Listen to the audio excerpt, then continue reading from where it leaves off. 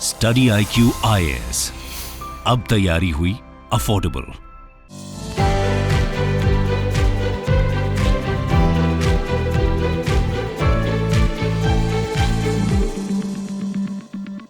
नमस्कार दोस्तों, नेटो का जब भी नाम सामने आता है तो एक प्रकार से आपके मन में मिलिट्री अलायंस डेफिनेटली आता होगा। स्पेशली जो यूक्रेन रशिया का वॉर चला है अभी बीच में, तो उसमें नेटो के बारे में आपने काफ़ी सुना होगा कि क्या यूक्रेन नेटो को ज्वाइन करेगा नहीं करेगा।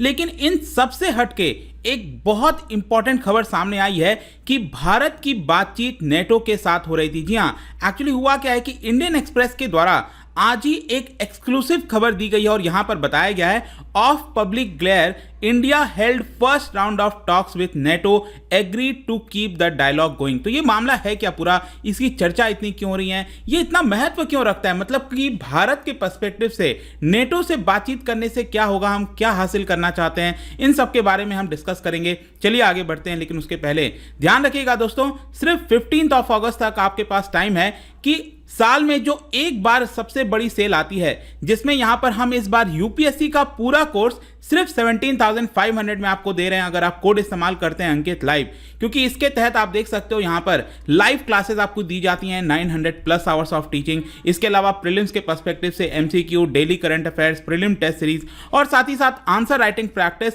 आपके मेंस एग्जाम के लिए, और 1-to-1 मेंटरशिप दिया जाता है ताकि आपको कोई प्रॉब्लम हो आप अपने मेंटर से पूछ सकते हैं। और सोच के देखिए, इतनी सारी चीजें सिर्फ 17,500 में आपको कहीं नहीं मिल सकती। और ये बैच है दोस्तों, मॉर्निंग बैच और इवनिंग बैच, किसी में भी आप ज्वाइन कर सकते हो यहां पर। और साथ ही साथ अगर आपको ऑप्शनल ज्वाइन करना है तो वो भी आप ले सकते हैं, just at 12,000 rupees. Political science और ज्योग्राफी का ऑप्शनल जो है आपको हमारे ऐप और वेबसाइट पर मिल जाएगा। Again use the same Ankit live code. और साथ ही साथ अगर आपको एमसीक्यूज अटेम्प्ट करना है प्रीलिम्स वाला, तो मेरे इंस्टा पेज पर आइए, वहां पर स्टोरीज में जितने भी एमसीक्यूज हैं उसको आप अटेम्प्ट कर पाएंगे।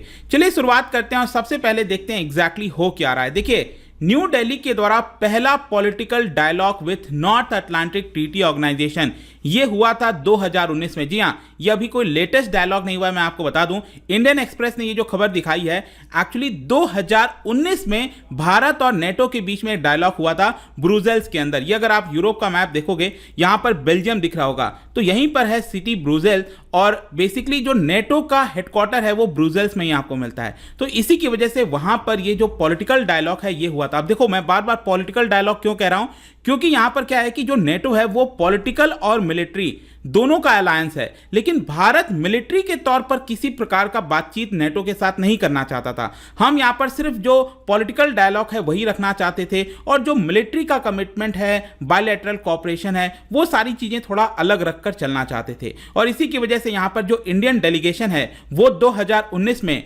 नेटो के ऑफिशियल्स के साथ बातचीत किया था। तो इसके बारे में मैं आपको और बताऊं, सबसे पहले नेटो के बारे में जल्दी से थोड़ा सा और जान लेते हैं। देखो, मैं आपको बोल रहा था, it is a political and military alliance of 28 European countries and 2 countries in north America, United states और कनाडा, ये आपको पता है। और यूरोप के अंदर टोटल 28 ऐसे कंट्रीज हैं जो कि नेटो का अलायंस है।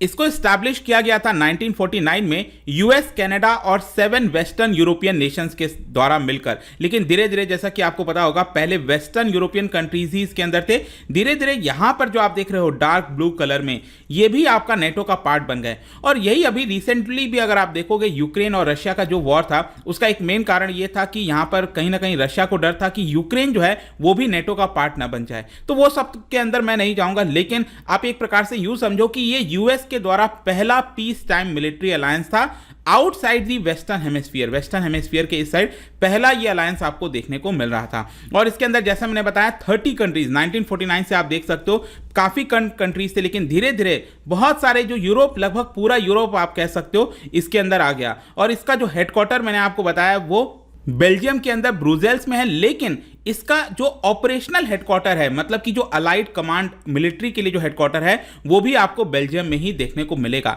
लेकिन यहां पर आपको समझना है कि नेटो इतना ज्यादा सिग्निफिकेंट, इसमें मतलब नेटो के अंदर सबसे इंपॉर्टेंट चीज क्या है। देखो, सबसे इंपॉर्टेंट चीज ये है कि ये जितने भी देश हैं वो आपस में एग्री करते हैं कि अगर इन देशों के किसी भी कंट्री के ऊपर अटैक होता है तो वो पूरे अलायंस के ऊपर अटैक माना जाएगा। यहां पर अगर आप देखोगे तो इसके अंदर आर्टिकल 5 है, और आर्टिकल 5 में क्लियरली लिखा हुआ है कि नॉर्थ अटलांटिक ट्रीटी में जितने भी कंट्रीज आते हैं, किसी के ऊपर भी अटैक हुआ तो यहाँ पर सारे देश एक साथ जुट हो जाएंगे और उसको प्रोटेक्ट करने की कोशिश करेंगे और सॉलिडारिटी दिखाएंगे अलायंस के साथ। ये मेन मकसद है और इसी की वजह से यहाँ पर रशिया यूक्रेन वाला भी आपको अब जो है समझ में आ गया होगा। लेकिन अब क्वेश्चन आता है कि भारत ने आखिरकार नेटो के साथ क्यों बातचीत की, राइट? ये आपके मन में सबसे पहला क्वेश्चन आएगा। देखो, इसका मेन कारण ये है कि जो हमारे जो दो सबसे बड़े पड़ोसी देश हैं, चाइना और पाकिस्तान, उनका लंबे समय से बातचीत चल रहा है, बायलैटरल डायलॉग चल रहा है नेटो के साथ। अब आप सोच के देखिए, अगर चाइना और पाकिस्तान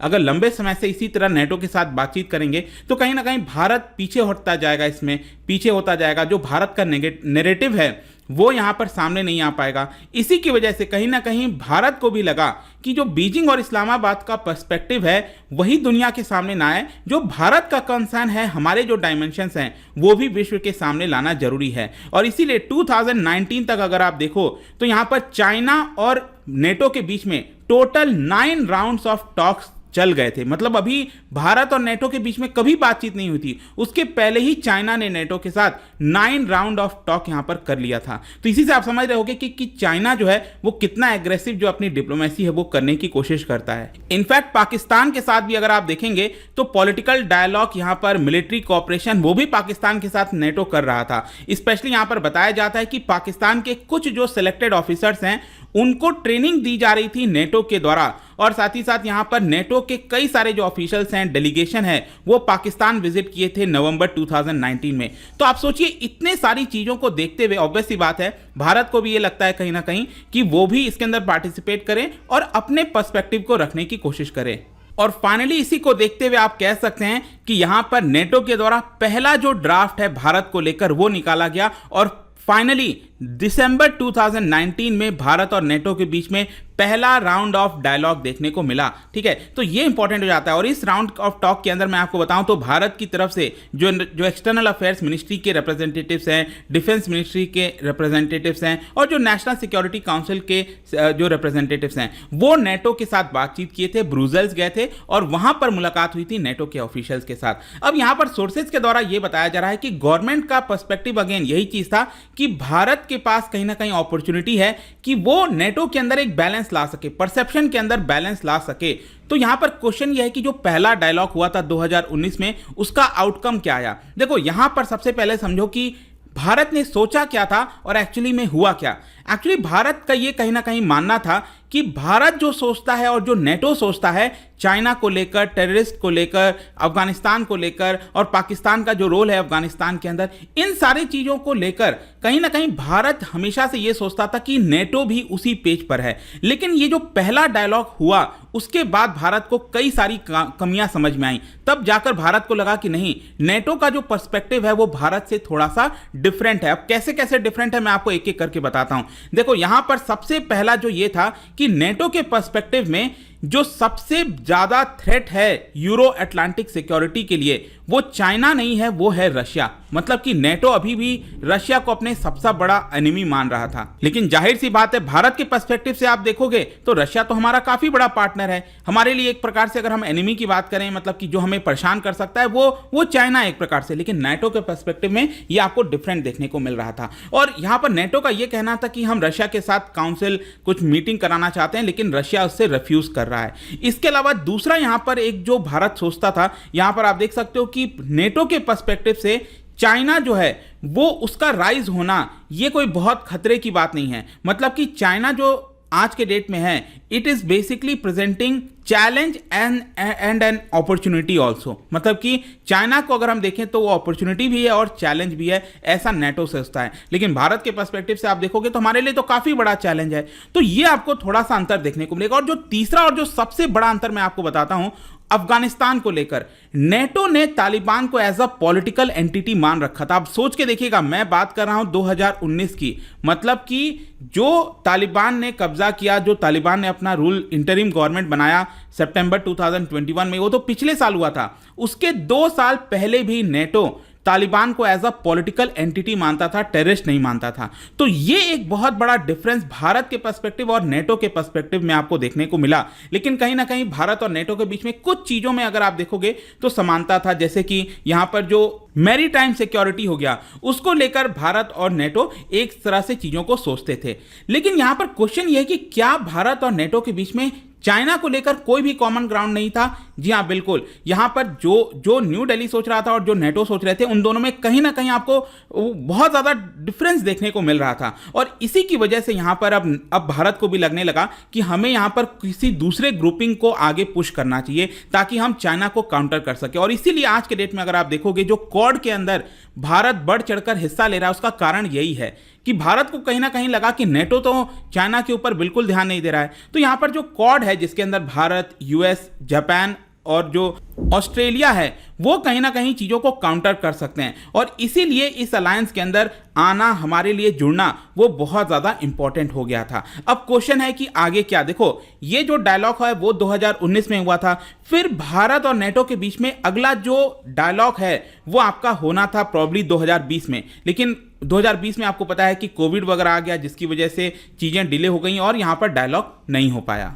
ऑल्दो यहां पर नेटो का जो डेलीगेशन था, उन्होंने यहां पर भारत के साथ डेफिनेटली ये कहा था कि हम आपके साथ एंगेज करना चाहते हैं, जो हमारे कॉमन पर्सपेक्टिव है, एजेंडा है, उसको लेकर आगे बढ़ना चाहते हैं। और मे भी आगे चलकर अगर कुछ ऐसी चीजें सामने निकल कर आती हैं जो दोनों अडॉप्ट कर सकते हैं, तो वो भी हम यहां पर करने के लिए रेडी हैं। तो आई होप कि दोस्तों आपको चीजें अब अल्टीमेटली समझ में आ गई होंगी कि ये जो नेटो के साथ हम भारत का बातचीत के बारे में बात कर रहे हैं, वो 2019 में हुआ था। लेकिन अभी तक इसके बारे में किसी को नहीं पता था। ये इंडियन एक्सप्रेस ने इस खबर को यहां पर निकाला और वही मैं आपको यहां पर बताने की कोशिश कर रहा हूं। ठीक है, तो ये पूरी चीजें थी। आई होप कि आपको चीजें समझ में आ गई होंगी। लेकिन जाने से पहले, क्योंकि हम नेटो की बात कर रहे हैं, क्या बता सकते हो नेटो के द्वारा सबसे पहला मिलिट्री इंटरवेंशन ये कहां पर हुआ था? आपको बताना है। इसका राइट आंसर आपको पता ही है, मेरे इंस्टाग्राम पर तो मिलेगा ही। वहां पर अगर आप नहीं हो कोई बात नहीं, टेलीग्राम से भी ले सकते हैं इसका सही उत्तर। मैं कई सारे जो एमसीक्यूज हैं वो यहां पर स्टोरीज में डालता रहता हूं। बाकी अगर आपको पीडीएफ चाहिए तो टेलीग्राम पर आइए, अलग अलग सोशल मीडिया पर आप जुड़ पाओगे। और जैसा मैंने बताया,